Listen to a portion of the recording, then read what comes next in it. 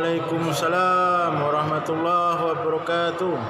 أعوذ بالله من الشيطان الرجيم بسم الله الرحمن الرحيم الحمد لله رب العالمين وبه نستعين على أمور الدنيا والدين والصلاة والسلام على أشرف الأنبياء والمرسلين سيدنا وحبيبنا وقرة أعيننا محمد خاتم النبيين وعلى آله وصحبه أجمعين قالوا سبحانك لا علم لنا إلا ما علمتنا إنك أنت العليم الحكيم وتب علينا إنك أنت التواب الرحيم رضينا بالله ربا وبالإسلام دينا وبسيدنا محمد نبيا ورسولا ربنا زدنا علما وارزقنا فهما اللهم صل على سيدنا محمد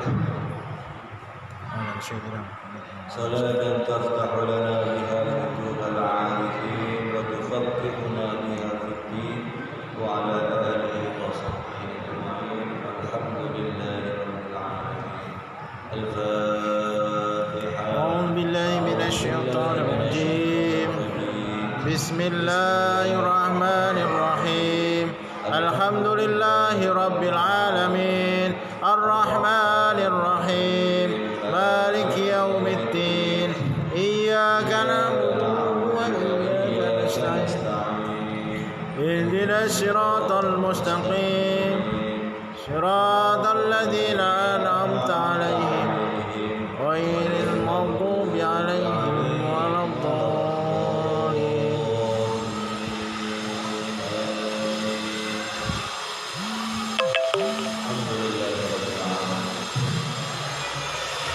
Bapak-bapak dan ibu yang aku cintai karena Allah Subhanahu wa taala, Muhammad sallallahu alaihi wasallam seorang nabi yang wajib untuk kita jadikan panutan, seorang nabi yang wajib untuk kita ikuti perkataannya, perbuatannya, pemikirannya dan segala hal. Terlebih lagi ketika kita sudah berada di akhir zaman ini. Mudah-mudahan dengan kita mengikuti segala sunnah Nabi dan juga mencintai, mudah-mudahan dengan asbab itu Allah Subhanahu wa taala mentakdirkan kita nanti di akhir kiamat mendapatkan syafaat dari Nabi kita Muhammad sallallahu alaihi wasallam. Amin. Amin. Ya rabbal alamin. Bapak Ibu yang dimuliakan Allah Subhanahu wa taala, pada kesempatan kita kali ini dengan berharap petunjuk, hidayah dan bimbingan daripada Allah Subhanahu wa taala, kita semua akan bersama membahas, kita akan bersama membaca, mentelaah terhadap satu atau dua hadis Nabi Muhammad sallallahu alaihi wasallam yang harapannya adalah dapat kita pahami, dapat kita amalkan dan juga dapat kita ajarkan kepada yang lainnya. Bapak Ibu yang dimuliakan Allah, kalau sebelumnya kita sempat membahas tentang wudu dan segala hal yang berkaitan dengan wudu, maka pada malam hari ini kita akan mulai membahas tentang sholat. Sholat itu apa? Secara bahasa sholat itu adalah ad-du'a. Kenapa dinamakan ad-du'a? Karena memang isinya adalah doa. Menurut istilah di dalam ilmu agama kita, yaitu agama Islam, salat itu bermakna fi'lun wa qaulun, bermakna perkataan, bacaan atau perbuatan yang diawali oleh takbiratul ihram dan ditutup salam dengan salam, yaitu dengan bacaan dan perbuatan-perbuatan yang telah ditentukan. Maka kali ini Al-Imam Al-Habib Muhammad bin Ali bin Abbas bin Abdul Aziz Al-Maliki Al-Makki Al-Hasani, beliau mengawali bab salatnya dengan menuliskan babul mawaqit, bab yang menerangkan tentang waktu-waktu di mana kita diwajibkan untuk melaksanakan sholat. Bagaimana kita tahu bahwa waktu yang wajib untuk kita laksanakan sholat yang wajib dalam sehari semalam ada berapa Bapak? Ada 5. 1 waktu subuh, 2 waktu zuhur, 3 waktu asar, 4 waktu maghrib dan isya, waktu isya, yaitu sesuai dengan nama sholatnya. Ya, sesuai dengan waktu sholatnya. Mudah-mudahan Allah menolong kita sehingga kita diberikan pertolongan untuk bisa membaca hadis-hadis yang termaktub dalam bab ini dengan mudah untuk kita baca, mudah untuk kita dengarkan, kita pahami dan kita amalkan semuanya. Amin ya rabbal alamin. Qala al-musannif rahimahullahu taala wa nafa'ana bi ulumihi wa amidana bi asrarihi fid darain amin.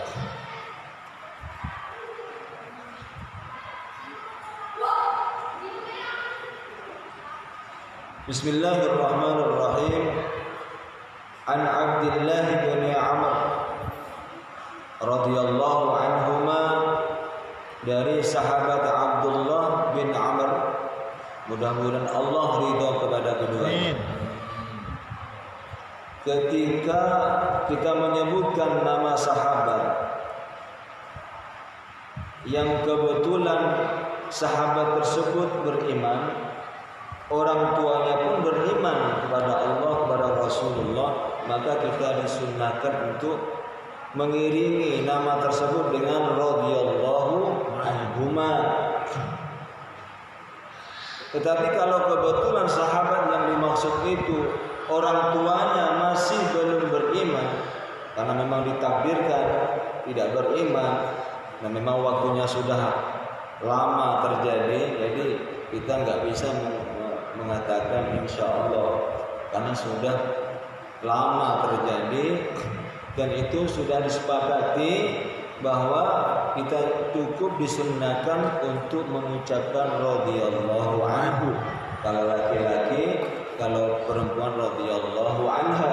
Tapi kalau semuanya beriman, satu keluarga beriman, anaknya, ayahnya, kakeknya, maka kita disunnahkan untuk mengiringi nama-nama sahabat tersebut dengan radhiyallahu anhu.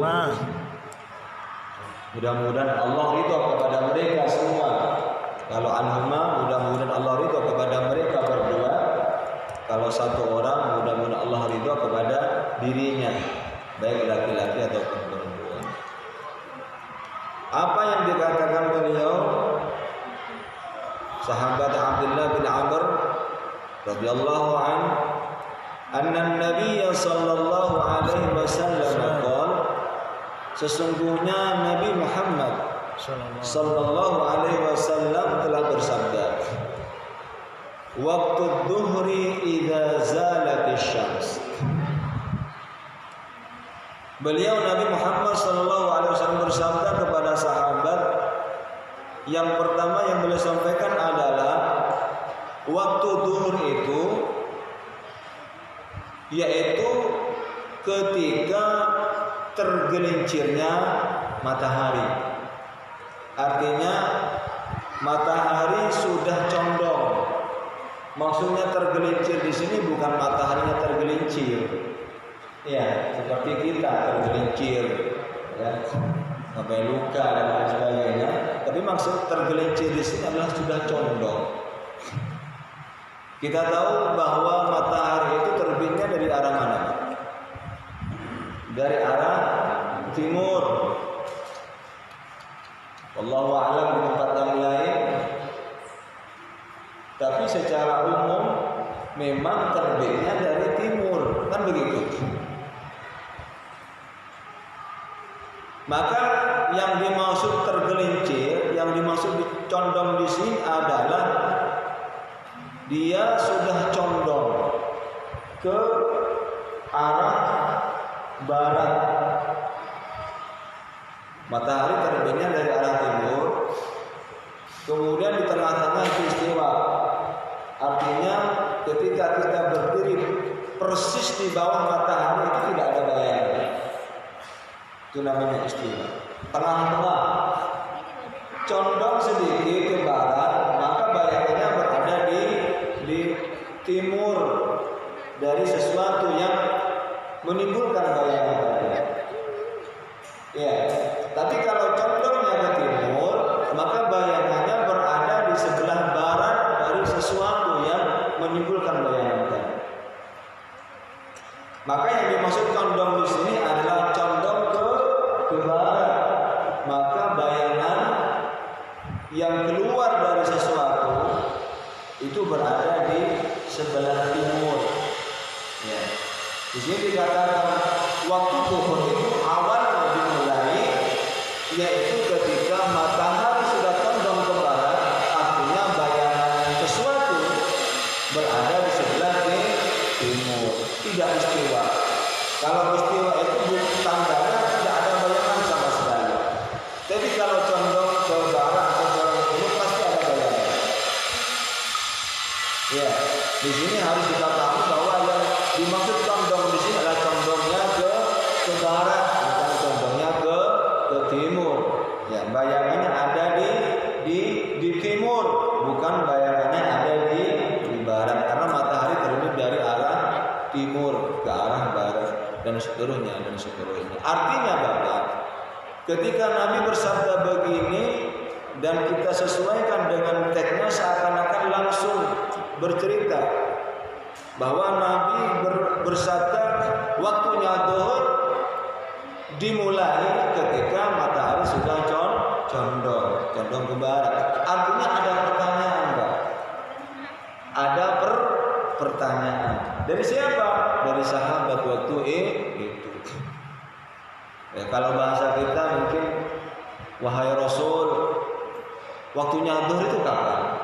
Kalau bahasa kita. Kemudian Nabi menjawab seperti tadi. Waktu zuhri idza zalatis syams. Waktu zuhur itu adalah ketika matahari sudah condong, sudah tergelincir. Wa kana dhillur rajuli katuli ma lam yahdhur waqtul 'ashr. Masih belum selesai, masih membahas tentang waktunya salat zuhur. Selain matahari condong ke arah barat, selain bayangan berada di timur dari sesuatu yang membuat bayangan, maka di sini dikatakan wa kana dhillur rajul. Ini dijadikan ar-rajul itu seorang laki-laki untuk mempermudah. Ya, karena dakwah itu harus mudah, Pak. Iya. Ibu-ibu memperhatikan. Jadi ketika kita berdakwah dan kita butuh dengan contoh-contoh, maka berilah contoh yang mudah. Berilah contoh yang paling mudah di antara yang mudah. Jangan memberikan contoh yang sulit, bahkan yang paling sulit di antara yang sulit. Ketika dakwah itu mudah, maka insya Allah akan mudah juga dilaksanakan. Tetapi ketika contoh itu sulit, jangankan dilaksanakan, paham saja belum tentu ada. Jadi begitu. Maka Nabi mencontohkan seorang laki-laki. Bisa saja waktu itu Nabi mengambil sesuatu kayu kek, batu kek, atau apapun yang ada waktu itu. Tetapi nyatanya Nabi menggunakan contoh seorang manusia, laki-laki. Ya. Di sini dikatakan wa kana bil rajuli qatuni, sampai bayangan seorang laki-laki itu panjangnya sama. Bayangannya sama dengan bayangannya orang laki-laki. Kalau di sini contohkan orang laki-laki. Tapi kalau kita ingin tahu, ingin bukti bahwa kita ambil lagi sesuatu, kalau panjangnya bayangan itu sama dengan sesuatu yang mengeluarkan bayangan itu, maka artinya waktu sholat duhur sudah habis. Jadi waktu duhur itu dimulai ketika bayangan sudah mulai ada, walaupun sedikit, sampai bayangan itu sama panjangnya dengan sesuatu yang mengeluarkan bayangan itu tadi. Ya. Malam yahdur waktul asar, yaitu selama waktu asar belum tiba. Maksudnya begini Bapak, ketika waktu duhur sudah habis, maka otomatis waktu asar sudah datang. Ketika waktu sholat asar sudah habis, maka waktu sholat maghrib sudah datang. Gak ada jeda. Dan seterusnya, ya, dan seterusnya. Malam yahdur waktul asar, selama waktu asar belum tiba. Ada adzan ataupun tidak ada adzan, kalau bayangan itu sudah sama dengan sesuatu yang menyebabkan bayangan itu, maka dan selama waktu asar belum datang, artinya sama. Ya, maka selama itu pula waktu zuhur masih ada. Kira-kira bisa diikuti tidak Bapak? Bisa ya? Jadi saya ulangi lagi, waktu zuhur adalah dimulai setelah adanya kecondongan matahari ke arah barat, atau setelah adanya bayangan di arah timur dari sesuatu yang menyebabkan bayangan itu walaupun sedikit. Artinya ketika ada orang sholat zuhur sebelum condongnya matahari ke barat, atau sebelum ada bayangan di arah timur walaupun sedikit, tapi dia sudah melaksanakan sholat zuhur, padahal waktunya belum ada, matahari belum condong ke barat, belum ada bayangan sedikit pun, kemudian dia sholat zuhur, maka hukum sholatnya tidak sah. Kenapa? Karena sholat wajib itu terkait sekali dengan waktu, makanya namanya sesuai dengan nama waktunya. Kemudian wa waqtul asri ma lam tasfarra syamsu, adapun waktu asar awalnya yaitu dimulai setelah habisnya waktu zuhur, yaitu ketika bayangan sesuatu sama persis panjangnya dengan sesuatu yang menyebabkan ada bayangan tadi. Itu awal dari sholat asar, waktunya sholat asar. Malam tasfarra syamsu, sampai matahari itu tidak menguning.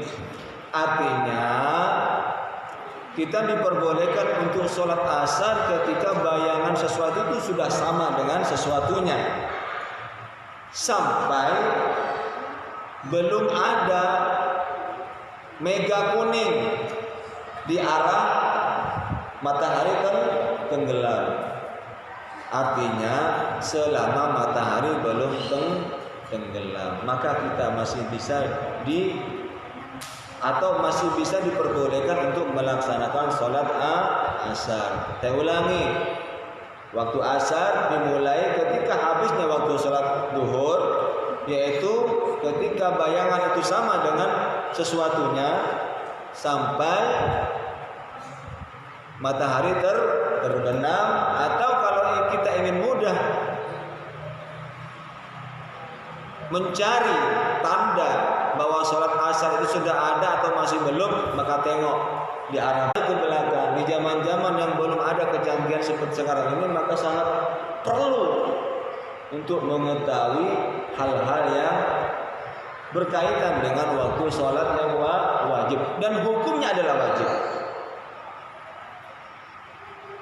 Mengetahui waktu sholat wajib itu hukumnya adalah wajib. Kenapa? Dari waktu sholat yang wajib itu hukumnya juga wajib. Artinya ini kaitannya dengan pahala dan dosa. Karena ini menyangkut dengan syariat kita yang wajib kita laksanakan sehari-hari. Wa waktu sholatil maghribi ma lam yaghib syafaq. Dan waktunya sholat maghrib yaitu dimulai habisnya waktu asar, yaitu dimulai semenjak matahari terbenam, semenjak ada langit sampai pertengahan malam, ila nisfil awsat, ya, ila nisfil lail awsat, sampai separuh pertengahan malam. Jam berapa kira-kira itu? Ya, tarhim, ya, dimulai semenjak hilangnya mega merah. Nggak usah melihat jam, Pak. Ya, kalau kita berpatokan kepada ini aja sudah cukup. Jangan menunggu adzan, karena bisa jadi orang lupa adzan, atau bisa jadi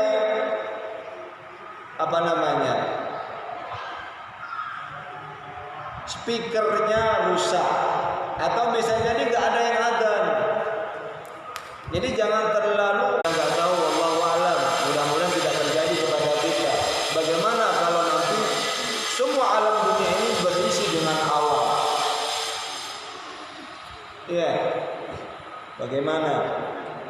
Atau kecanggihan hilang semua. Lalu bagaimana? Kalau kita tidak mau memahami ini tentang tanda-tanda waktunya sholat, maka jangan terlalu bersandar kepada teknologi, karena bisa jadi teknologi itu ada error. Ya, jangan terlalu bersandar kepada orang yang adzan. Ada waktu sholat subuh dimulai dari terbitnya fajar shadiq, yaitu dari batas awalnya orang menahan dari makan, minum dan syahwat ketika berpuasa, ya, sampai terbitnya matahari. Maka seluruh dunia ini itu isinya sholat-sholat semua, Pak. Dari ujung yang paling timur sendiri sampai ujung yang paling barat sendiri, ketika kita mau memperhatikan, ya, maka ketahuilah bahwa sholat 5 waktu itu terus nyambung, gak ada yang hilang, gak ada yang kosong. Kenapa? Karena waktunya berbeda. Waktu Indonesia Barat berbeda dengan Indonesia waktu tengah. Waktu Indonesia Tengah berbeda dengan Indonesia waktu timur.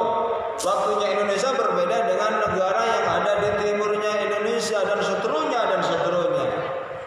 Indonesia juga berbeda dengan bangsa-bangsa, negara-negara yang berada di baratnya Indonesia, dan seterusnya dan seterusnya. Artinya sholat duhur itu terus muter gini, 5 waktu itu, duhur, asar, maghrib, isya, subuh, terus muter, nggak ada yang kosong sedikit pun, sesaat pun. Artinya saling bersangkutan. Ketika waktu duhur habis, ini asar datang. Ketika waktu ketika waktu maghrib habis isya, ketika waktu isya habis subuh, kemudian ketika waktu waktu subuh habis, ada negara-negara yang lain sedang melaksanakan sholat subuh. Begitu seterusnya. Nah, ini subhanallah merupakan tanda kebesaran Allah Subhanahu wa taala yang harus kita syukuri. Ya. Kemudian Bapak Ibu yang dimuliakan Allah, kira-kira sebelum kita lanjutkan ada pertanyaan? Ada Pak ya? Ada Pak? Enggak ada. Baik. Secara singkat saya akan bacakan makna secara keseluruhan. Mudah-mudahan tidak mengurangi keberkahan kitab ini dan tidak mengurangi keberkahan majelis kita. Al-ma'na al-ijmali, makna secara keseluruhan, global. As-salatu mi'rajur ruhi ilal mustawal a'la. Salat apapun namanya, apakah salat wajib, apakah salat sunnah, yang penting salat ya adalah mi'rajur ruh, saat di mana ruh itu naik. Setiap kita ada ruh. Buktinya apa? Kita hidup. Ya. Maka sholat itu adalah merupakan waktu di mana ruh itu naik ke mustawal a'la, ya, ke Allah untuk bermunajat. Wa munajatun lil haqqi, dan waktu bermunajat kepada Allah al-haq, yang paling benar, tabaraka wa ta'ala, yang maha tinggi, yang maha mulia, yang maha agung dan lain sebagainya. Fi hadrati qudsiyatin wa wuslatun rabbaniyatun tahrimuha takbir wa tahliluha taslim. Artinya salat adalah merupakan salah satu cara seorang hamba yang memiliki ruh itu untuk menyembah kepada Allah, bermunajat dan bermohon kepada Allah Subhanahu wa taala, dan sebagai salah satu wasilah ya untuk sampai kepada Allah, diawali dengan takbiratul ihram dan diselingi atau diselingi di antara salat yang satu dengan salat yang lain dengan salam. Itulah fungsi salam.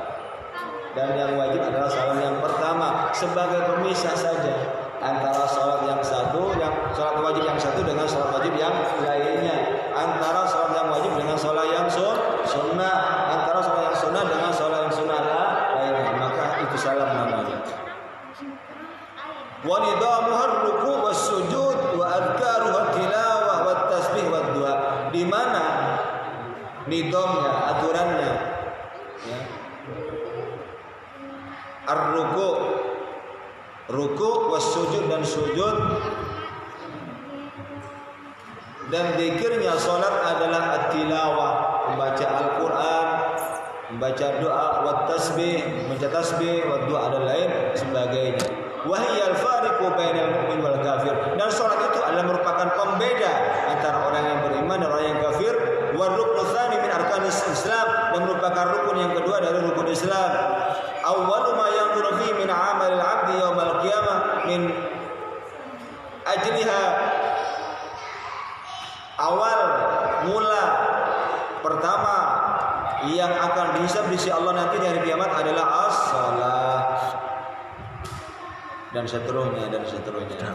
Kemudian dikatakan wa man aqama faqad aqama din wa man taraka kana minal khasirin wa syabihan bil munafiqin. Dan orang yang meninggalkan salat itu adalah termasuk meruntuhkan agama, dan orang yang meninggalkan salat termasuk orang-orang yang merugi dan menjadi sebab dirinya termasuk orang-orang yang munafik dan lain sebagainya. Wallahu a'lam bishawab. mudah-mudahan walaupun singkat dan Amin. sedikit bisa Amin. kita pahami dan bisa kita amalkan, Amin. lalu bisa kita ajarkan kepada yang lain. Amin. Kurang dan lebihnya saya pribadi mohon maaf yang sebesar-besarnya.